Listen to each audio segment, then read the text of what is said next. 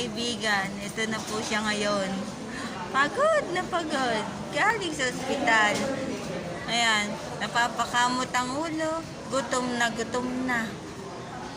Habang nakatingin na sa malayo, ngayon pa lang siya kakain ng kanyang paboritong halo-halo.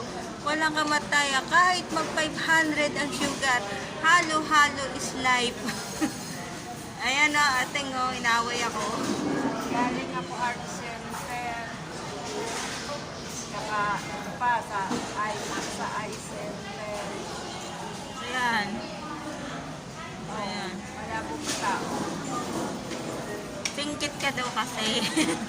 Nagutom ako mo, dalawang hospital, art center, eye center. Napagod ako ng Dadawayin mo pa ako. kaya ang paborito ko. Kahit mag 500 ang sugar.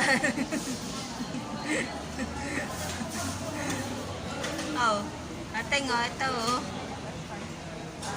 Ay, Irene, yung halo kong malaki, wala pa. Bye!